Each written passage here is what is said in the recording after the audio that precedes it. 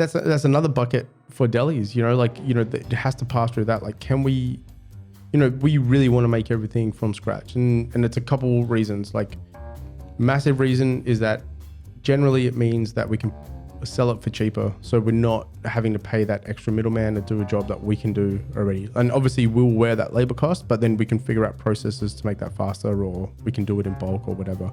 And secondly, like, we can control whatever we put in there. You know, like, we don't want to fill our products with stabilizers and preservatives and all this other shit. You know, like, there's heaps of competitors in the space that do that, you know, and granted, I mean, that's how you scale and franchise and do all these things. But, you know, with delis, we were like, man, if we're going to do it, like, let's just try to do everything we can, like, as possible all the time, like, in-house, and keep it fresh.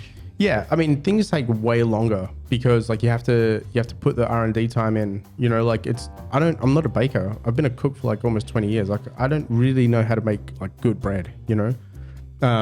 Thankfully Aldo's a wizard when it comes to that stuff. But even then, like, we spent months trying to figure out what we liked, you know, like, we were baking and we're like, oh yeah, this is a nice bread, but does it taste good? And, you know, is it crunchy? And, but, you know, all those little things, you kind of start to get really picky, and then that's where you sink all the time into as well. So, yeah, like, we want to do everything from scratch. That was the whole point of really doing delis, is that we can control like what we make and how we do it, and we can put like the Deli's brand on that.